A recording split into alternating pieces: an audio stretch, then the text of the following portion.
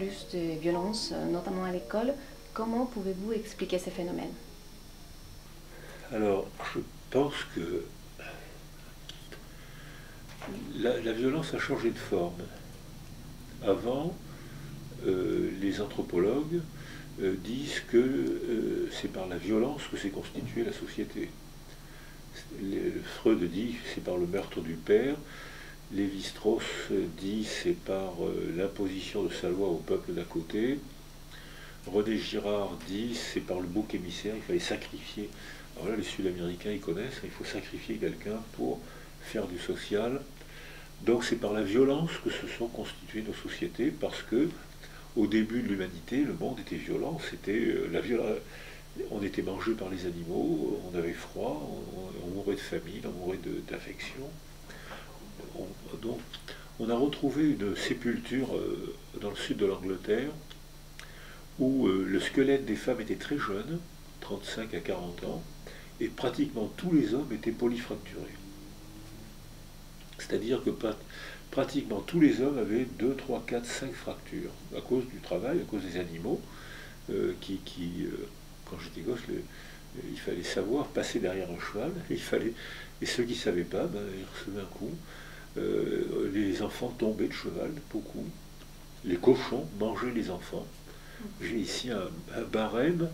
Les propriétaires de cochons devaient payer en fonction de la mutilation, parce que les cochons mangeaient les enfants, rentraient dans les maisons. Donc la violence était extrême. Quand les cités-États se sont faites, quand il y avait à manger et à boire, on était en paix, mais dès qu'il n'y avait plus à manger et à boire, que la cité-État d'à côté avait, elle, de l'eau et des aliments, on demandait aux hommes d'être violents, on les armait et les hommes allaient piller la cité d'à côté et on les décorait, on les fêtait, on les considérait comme des héros. Ensuite, la violence est continuée avec l'industrie. Ici à Gardanne et à Brignoles, près d'ici, il y avait des mines et même les chantiers.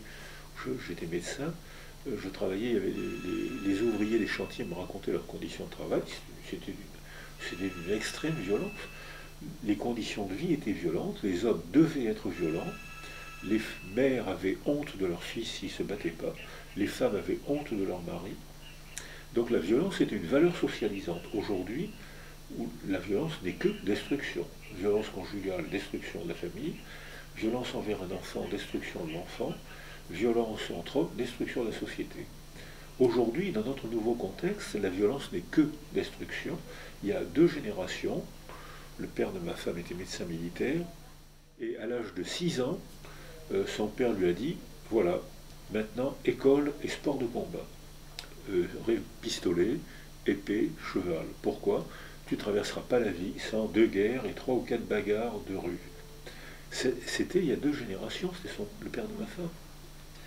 Donc, aujourd'hui, la violence n'est que destruction. Donc, pour répondre à votre question, est-ce que la violence aujourd'hui, cette forme de violence n'est plus une valeur sociale. Elle ne fait que détruire, parce qu'on a une société structurée.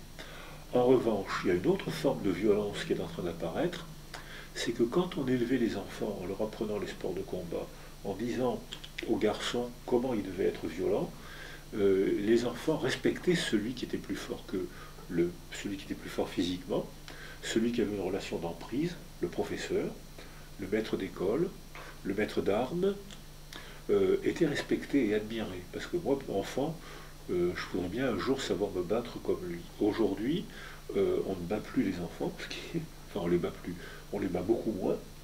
Ce qui est les garçons, les garçons étaient battus physiquement tout le temps, les filles étaient agressées sexuellement, mais moins battues que les garçons, et les garçons étaient plus battus que les filles. Ça, je crois que ça n'a pas changé, ça. En revanche, on voit apparaître une autre forme de violence, c'est que les enfants n'ont plus peur des adultes. Ils ne sont plus intimidés, au contraire, on les valorise. On leur donne la parole tellement, on leur donne tellement confiance qu'ils considèrent qu'ils sont le centre du monde et que les adultes sont à leur service. Et on voit apparaître une autre forme de violence qui est moins physique, moins militaire, mais qui est une violence émotionnelle où les enfants insultent les profs, parlent en classe à voix haute, et ne tiennent plus compte, ne sont plus intimidés par les professeurs. Donc c'est une autre forme de violence. Elle est plus relationnelle, elle est plus émotionnelle, elle est plus verbale que la violence des générations précédentes qui était plus physique. Il y a Jacques Pin qui parle de la violence institutionnelle, qui dit aussi que l'enfant qui reçoit de la violence, par exemple le fait d'être assis toute une journée, Tout à fait. ça c'est de la violence. Qu'en pensez-vous de cette... Alors la violence institutionnelle, c'est comme ça qu'on a fait du social. C'est-à-dire que le père, à l'époque où les pères avaient un pouvoir exorbitant sur leurs enfants, leurs femmes et leurs enfants, les pères disaient, toi tu hériteras de ma terre, tu seras paysan, toi tu iras à l'armée, toi tu iras au couvent, toi c'est le père qui décidait de la vie de ses enfants.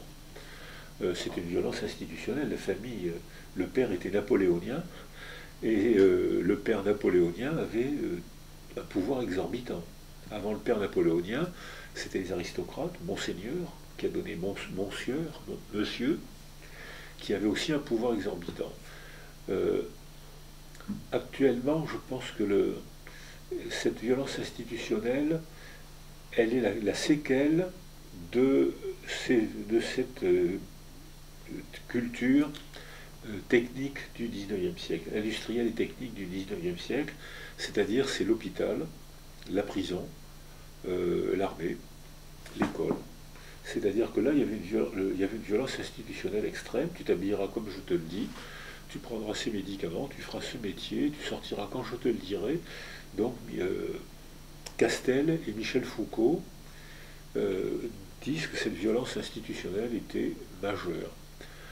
Actuellement, on la retrouve dans les maisons de retraite.